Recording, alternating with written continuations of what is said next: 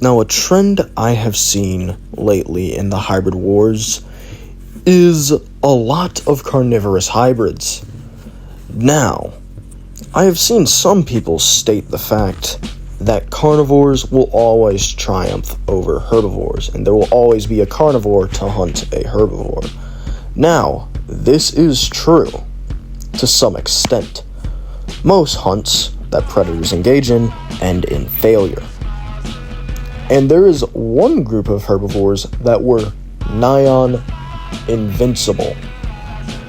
Now, I am here to present a hybrid that is fundamentally immune to predation.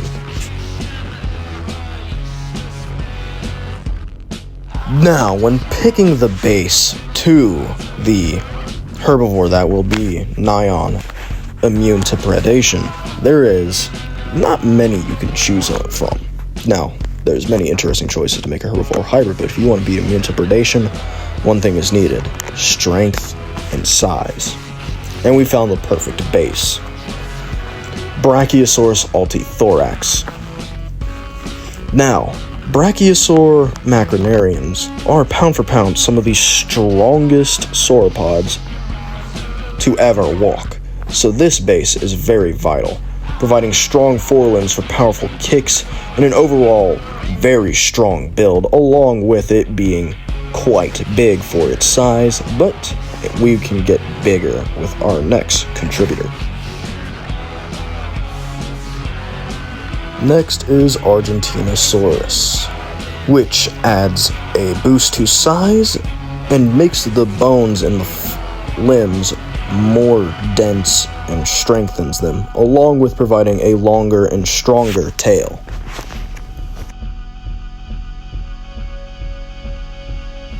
Now, next, we will add Camarasaurus for its general head structure to have a stronger bite force, because Camarasaurus, while being one of the only sauropods to be measured for a bite force, it has a decently strong one.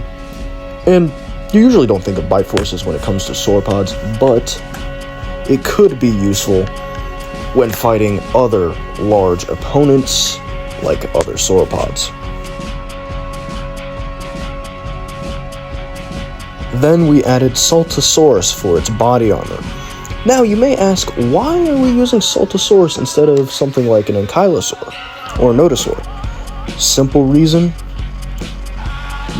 limits flexibility, especially in the neck. If you have Nodosaur armor on your sauropod neck, it would limit the mobility of that neck and just the overall body, because they are very stiff, Nodosaurs and Ankylosaurs, and there's just Saltosaurus is a little more congruent than those other options. Now, our first non-sauropod contributor is Stegosaurus stenops, for those large plates for display and thermoregulation, and the neck armor along the bottom of the neck, being valuable traits. And we will add more stuff to help in thermoregulation with this hybrid. And adding on to the armor is Scutarix, for its strong stomach armor to protect the underside of our hybrid, due to it being a very vulnerable spot where all the vital organs are held. African spurred tortoise was added for its unique limb armor, being modified scales to protect the limbs from attacks by animals like Carcharodontosaurids or just any other animal that will attack its legs. Then Cychania was added for its unique nasal passages that all Ankylosaurs had, that aid in airflow and cooling of the brain and general head area to help in thermoregulation.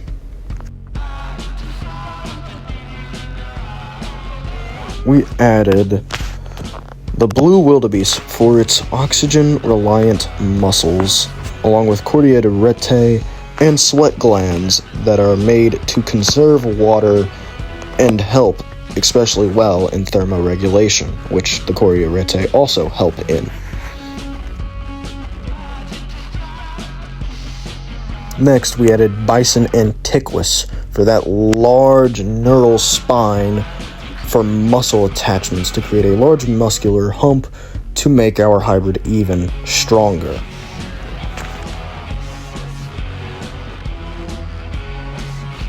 Along with that, we added the African bushed elephant for the foot pads that allow it to sense vibrations through the ground, either sensing targets and opponents that are there, or communicating through infrasound with other members of its species, along with heightened intelligence, so we can have a little bit more character and it can strategize better in battle, along with a special stylistic choice that he can pick. Then lastly, we added Rupel's Griffin Vulture to boost the stamina and immune system of this hybrid, along with giving it the stylish white tuft of feathers around the base of the neck. Now, with our genome concocted, I would like to present to you our latest and greatest creation. Now introducing Invinca Titan Grandis, or the Grand Invincible Titan, this individual being codenamed Thrag, coming in at 90 tons, 70 feet tall, and 100 feet long. This animal is designed to basically be immune to predation, with its kicks and tail strikes being greater than the bite force of megalodons, being able to basically one-shot any theropod opponent. And overall, it's a very strong hybrid that I am very proud of. Currently, Thrag is held in our Morrison biodome with sauropods like Camarasaurus and Brachiosaurus. And one thing that I mentioned in the video is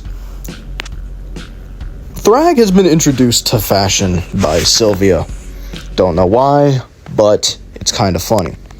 Thrag has been introduced to capes, and he really enjoys them.